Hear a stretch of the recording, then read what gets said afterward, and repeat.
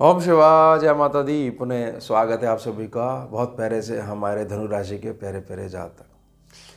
अब नया साल आने वाला है, 2026 आने वाला है। बहुत सारे जातकों को प्रतीक्षा है, कोई सूत्र मिल जाए, कोई गणना मिल जाए, कोई बेस मिल जाए कि 26 हमारा कैसे जाने वाला है। बहुत सारे जातकों का 2025 वर्ष जो है बड़ा अच्छा गया, बहुत सारे जातकों का सामान्य गया, बहुत सारे जातकों का ये गया या हमारा तो कुछ नहीं हो सकता। लेकिन सभी को एक जो है एक नीड बनी हुई है, क्योंकि आगे तो सभी को बढ़ना है।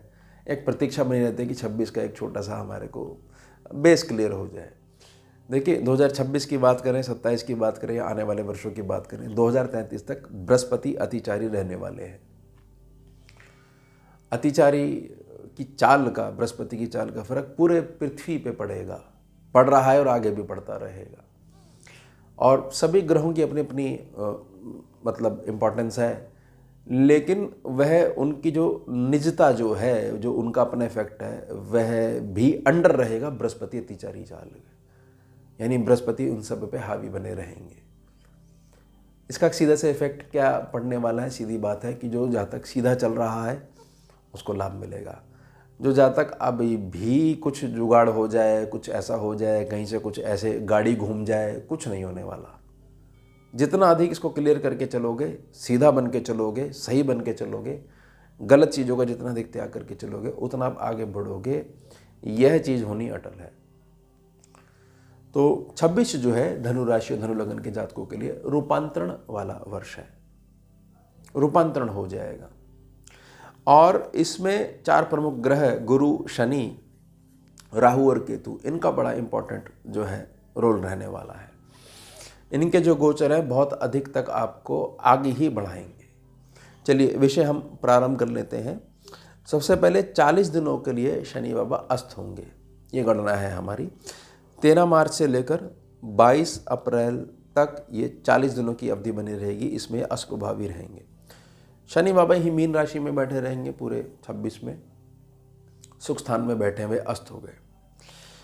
हो सकता है काम का लोड ऐसा बढ़ जाए, घर में थोड़ा सा माहौल हल्का सा बिगड़ने लग जाए। मैं बता रहा हूँ ये ऐसा हो सकता है। ऐसा होने लग जाए कि कुछ चीज़ों के लिए आप प्रयास कर रहे हो और वो हाथ में आते आते आपको लगा कि अब नहीं आएंगी। ये मात्र एक छोटा सा एक भ्रम की स्थिति होती है जब शनि अस्त हो जाते हैं। तो जहाँ बैठते हैं उसी के हिसाब से चीज़ें जो है हमारे को ऐसा लगता है कि अब कुछ नहीं होगी, और जहाँ तक व्यर्थ में निराशा का भाव ले आता है। यही दर्शाता है कि चेतना का स्तर बहुत अधिक मूलाधार में अटका हुआ है, बहुत ज़्यादा डीप में गया हुआ है।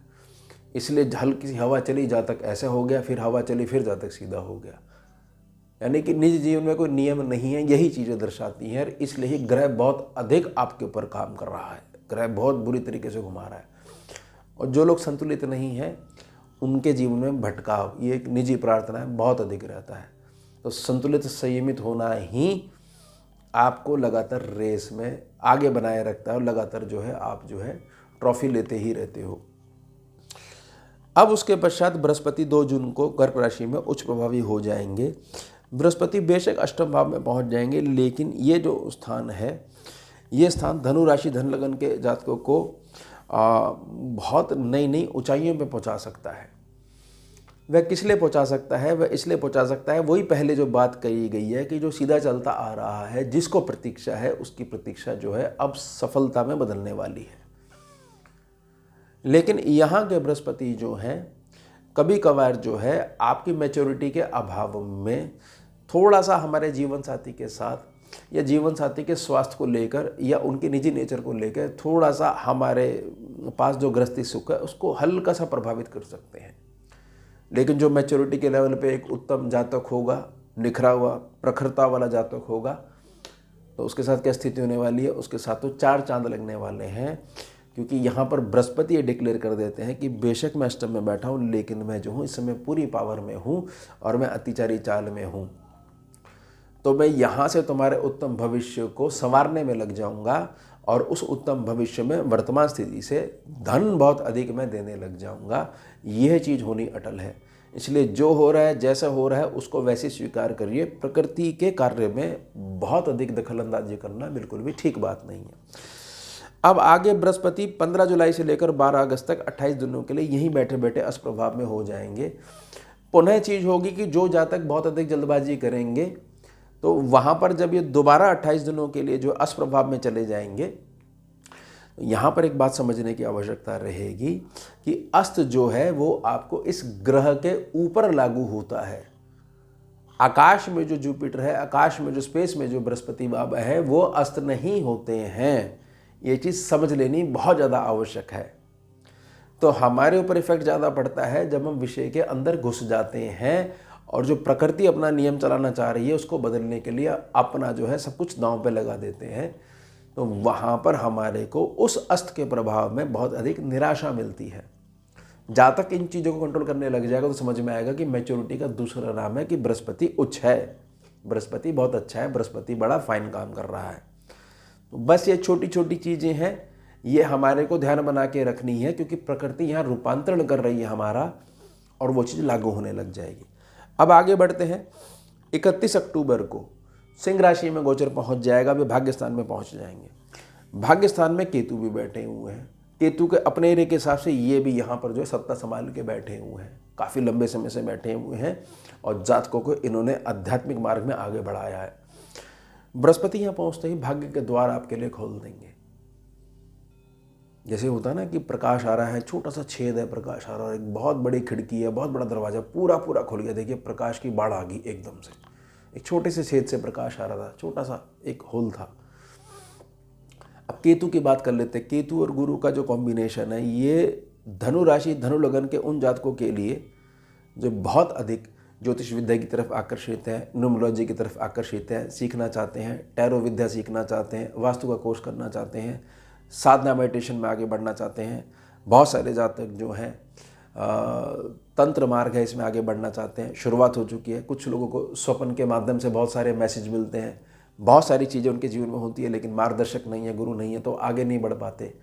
ऐसे जातकों के लिए 26 जो है पूर्ण रूप से रूपांतरण वाला वर्ष है।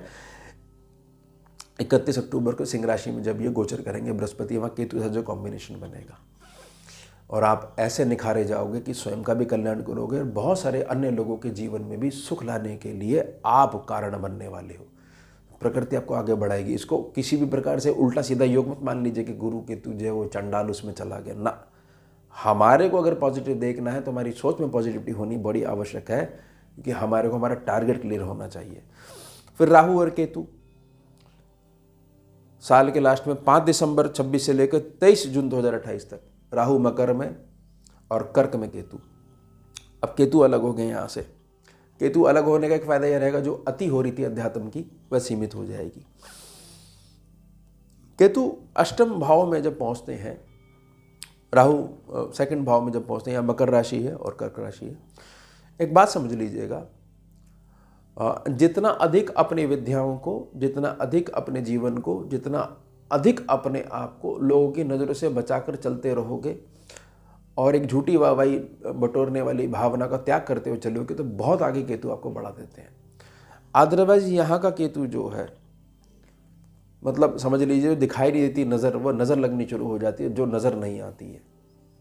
इसका इफेक्ट यही पड़ता है कि व्यर्थ में परेशानियाँ आप दूसरों की अपने साथ ले आते हो, और उसका उद्देश्य कोई भी चीज़ क्लियर नहीं हो पाती कि बस वहाँ बात हुई और हमने अपनी चर्चा कर दी, उन्होंने 4 चीज़ बताई, हमने 4 चीज़ बताई।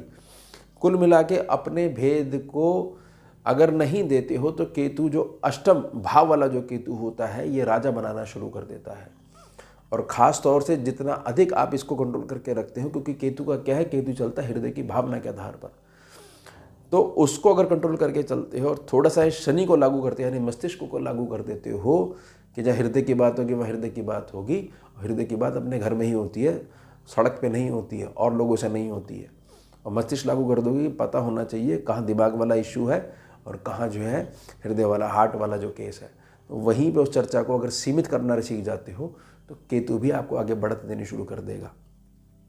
अदरवाइज जो है थोड़ा सा यहाँ केतु कुछ परेशानियाँ दे सकता है, यूरिनरी डिसऑर्डर भी कुछ दे सकता है यहाँ का केतु, लेकिन कोई ज़्यादा फर्क नहीं पड़ेगा, क्योंकि जो सही है वह आगे बढ़ता ही रहेगा। अतिचार्य बृहस्पति के ऊपर जो है ये जिम्मेदारी है कि सभी को साथ में लेके चलना है। ये महादेव की आज्ञा है पूरे 8 वर्षों तक। फिर बृहस्पति भी वक्री हो जाएंगे 122 दिनों के लिए, 13 दिसंबर से लेकर 13 अप्रैल 2027 तक। अब जब बृहस्पति वक्री हो जाएंगे तो केतु जो 5 दिसंबर से कुछ थोड़ा सा अपना प्रभाव अलग दिखाना उसने शुरू कर दिया था, तो बृहस्पति की वक्री दृष्टि जो है 13 अप्रैल 2027 तक जो लागू रहेगी, 13 दिसंबर से लेकर 13 अप्रैल 2027 तक, ये अपनी वक्री दृष्टि से इसको पूरा कंट्रोल कर बना के रखेंगे। और यहाँ पर कुछ चीज़ें जो आपके भविष्य के लिए नहीं आनी चाहिए थी, उत्तम भविष्य को ध्यान में रखते वो थोड़ा सा अगर केतु प्रभाव देना शुरू कर देते हैं तो इसको कंट्रोल कर लेंगे और आपको सीख दे देंगे कि देखो ये चीज़ ऐसे दबी रहती है, अगर ऐसा व्यवहार करोगे दबी ही रहेगी, अगर व्यवहार तुमने उलट करा तो चीज़ जो है तो कुछ परेशान कर सकती है।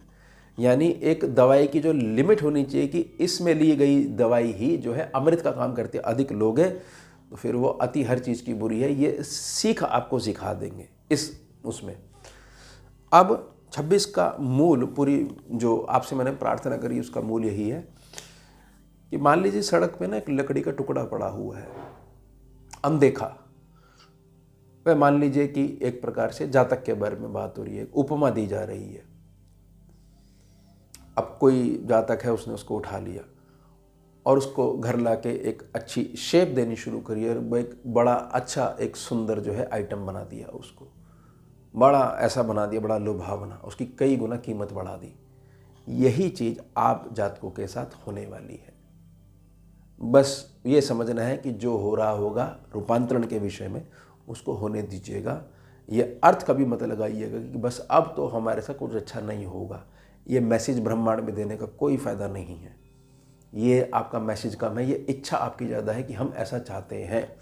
इस पर थोड़ा सा नियंत्रण बना के रखते हो तो 26 रूपांतरण है आपका, ये शुरुआत होते ही ये लागू होने लग जाएगी। और ये बिल्कुल भी मत घबराइए कि तीसरे सेक्शन का राहु था वो दूसरे सेक्शन में पहुंच गया, तीसरे सेक्शन का राहु बहुत धन देता था, उस स्थिति अच्छी हुई थी अब बिगड़ जाएगी। कुछ नहीं बिगड़ी है, ये मात्र गोचर की कुंडली पे बात होती है। तो ये हो गया हमारा उत्तम विषय। मिलते हैं आपसे अगले भाग में नए विषय के साथ। जुड़िए और जोड़िए। हम शिवा, जय माता दी।